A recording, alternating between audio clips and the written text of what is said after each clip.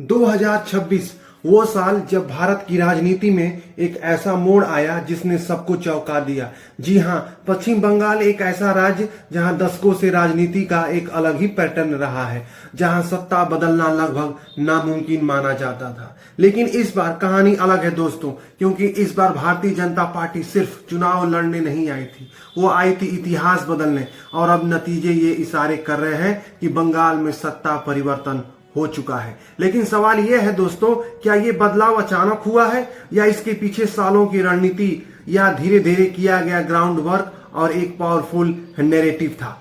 इस सवाल का जवाब समझने के लिए हमें थोड़ा इस पीछे जाना पड़ेगा। बंगाल की राजनीति हमेशा से यूनिक रही है। एक समय था जब यहाँ लेफ्ट का राज चलता था, सालों तक बिना किसी बड़ी चुनौती के। फिर एक चेहरा उभरता है, ममता बनर्जी, जो पूरे सिस्टम को चैलेंज करता है और अंत में सत्ता अपने हाथ में ले लेता है। उसके बाद बंगाल की राजनीति एक बार फिर स्टेबल हो जाती है। लेकिन राजनीति में कुछ भी हमेशा के लिए स्टेबल नहीं होता है, और यही जगह थी जहां बीजेपी ने एंट्री ली।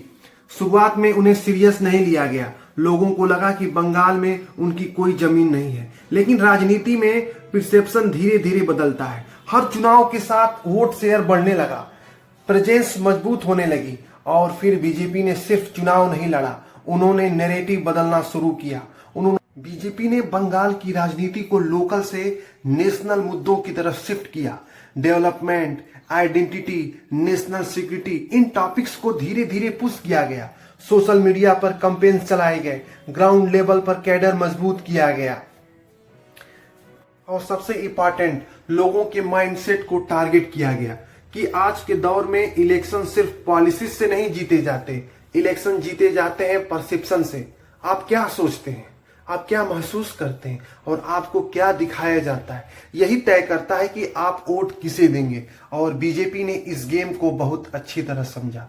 धीरे धीरे उन्होंने बंगाल में एक अल्टरनेटिव क्रिएट कर दिया, एक ऐसा अल्टरनेटिव जो पहले एग्जिस्ट ही नहीं करता था। लेकिन असली बैटल अभी बाकी थी, क्योंकि सामने थी ममता बनर्जी, जिनका ग्रास रूट्स कनेक्शन बहुत मजबूत था। उनकी पकड़ खासकर रूरल एरियाज में अभी काफी सॉलिड थी। तो फिर ऐसा क्या हुआ जिससे इक्वेशन बदल गई? इसका जवाब सीधा नहीं है दोस्तों, ये कई फैक्टर्स का कॉम्बिनेशन है। एंटी कंबेंसी, लोकल इश्यूज और सेंट्रल लीडरशिप का इन्फ्लुएंस हो जाना, और सबसे इंपॉर्टेंट बात दोस्तों, नैरेटिव शिफ्ट हो जाना। जब लोगों के बीच ये भावना बनने लगी कि अब बदलाव जरूरी है, और जब यह भावना क्रिटिकल मास तक पहुंच जाती है, तो फिर राजनीति में बड़े बदलाव होते हैं। 2026 का चुनाव एग्जैक्टली वही मोमेंट था जहां जनता के सामने चॉइस थी, कंटिन्यूटी करने की या चेंज करने की। और इस बार रिजल्ट यही दिखा रहा है कि चेंज को चुना गया। लेकिन क्या सिर्फ सरकार बदलने से सब कुछ बदल जाता है? यही सबसे बड़ा सवाल है, क्योंकि हिस्ट्री हमें सिखाती है सिस्टम बदलना सरकार बदलने से कहीं ज्यादा मुश्किल होता है। अब बीजेपी के सामने सबसे बड़ा चैलेंज यही है, क्या वो अपने प्रॉमिस को डिलीवर कर पाएगी? क्या ग्राउंड रियलिटी बदलेगी? क्या डेवलपमेंट सच में एक्सीलरेट होगा, या फिर ये भी एक साइकिल बनकर रह जाएगा जहां सिर्फ चेहरे बदलते हैं लेकिन सिस्टम वही रहता है? क्या यही इस पूरी कहानी का सबसे क्रिटिकल पॉइंट है? क्योंकि डेमोक्रेसी में इलेक्शन एंड नहीं होता, वो सिर्फ शुरुआत होती है। अब असली परीक्षा शुरू होती है। पॉलिसी डिसीजंस, इम्प्लीमेंटेशन, गवर्नेंस, इन सब पर डिपेंड करेगा कि ये बदलाव परमानेंट होगा या टेम्पोररी। और शायद यही वजह है कि इस चुनाव को सिर्फ एक पॉलिटिकल इवेंट के तौर पर नहीं, बल्कि एक टर्निंग पॉइंट के तौर पर देखा जा रहा है। एक ऐसा टर्निंग पॉइंट जो आने वाले सालों में पूरे देश की राजनीति को इन्फ्लुएंस कर सकता है। और अगर आप इस बदलाव को देख रहे हैं तो सिर्फ हेडलाइंस पर मत जाइए, डीप में जाइए, समझिए, ऑब्जर्व कीजिए, क्योंकि असली कहानी हमेशा सरफेस के नीचे होती है। और बंगाल का ये चुनाव हमें यही सिखाता है कि राजनीति में कुछ भी इम्पॉसिबल नहीं होता, बस टाइमिंग, स्ट्रेटजी और परसेप्शन सही होना चाहिए। और जब ये तीनों चीजें एक साथ सही हो जाती हैं तो इतिहास बनता है। लेकिन इतिहास बनाना जितना मुश्किल होता है, उसे मेंटेन करना उससे भी ज्यादा मुश्किल होता है।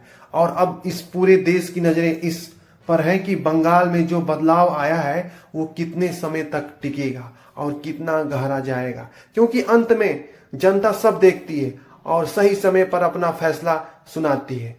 और अगली बार जब आप सुने कि बंगाल बदल गया है तो सिर्फ इसे स्वीकार मत कीजिए, क्वेश्चन कीजिए, एनालाइज कीजिए और खुद डिसाइड कीजिए, क्योंकि डेमोक्रेसी में सबसे बड़ी ताकत होती है ब्लाइंड बिलीफ नहीं, इन्फॉर्म डिसीजन होती है। बंगाल में सरकार बदल गई है, लेकिन असली सवाल अभी भी वही है, क्या सिर्फ सत्ता बदली है या सच में सिस्टम भी बदलेगा? तब तक के लिए दोस्तों, जय हिंद, जय भारत।